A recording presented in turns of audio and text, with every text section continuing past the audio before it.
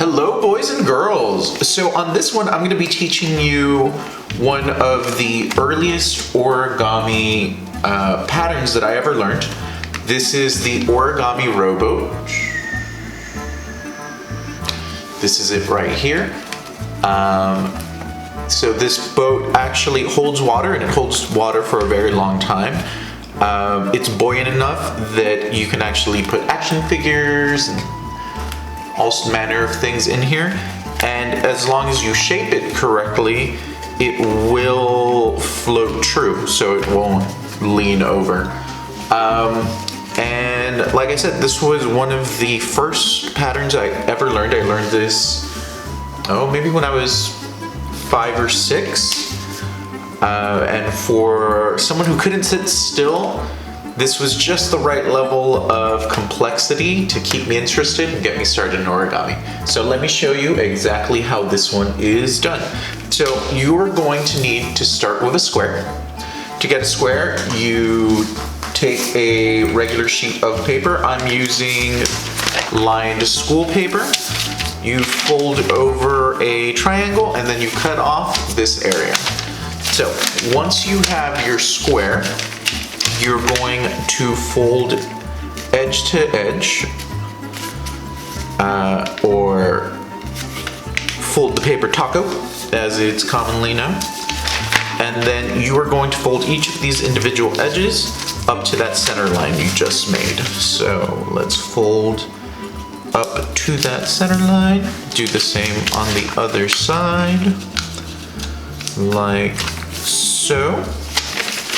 And then, so now you should have 3 dividing lines. You're going to fold this edge up to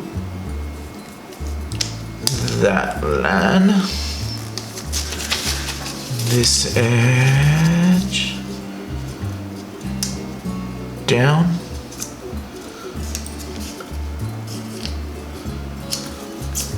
And then fold over. You're going to take this whole edge, both sides, fold it to this line, like that. Crease your fold, really nice. Turn over, fold back. Do the same on the other side.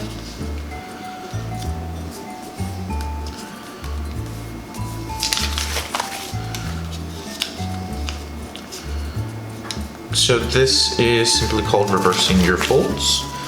Now you're going to open the paper, you're going to take this edge down here, and what you want to do is reverse that into the rest of the paper.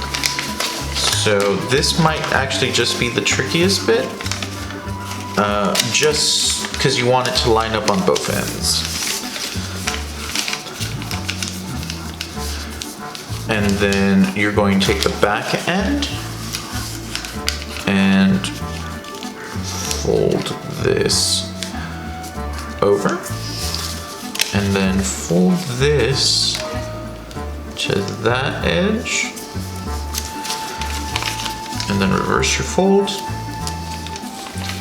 and then tuck in this little corner right here. This is also one of the trickier ones, because what you want to happen is you want this edge to meet with that inner edge. And you might find easier ways to do this. Everybody has their own way to do it. Eventually you just get a feel for how the paper is going to bend and how to fold. And you can just sort of do it by touch instead of having to mess so much with it. Reverse your fold. And then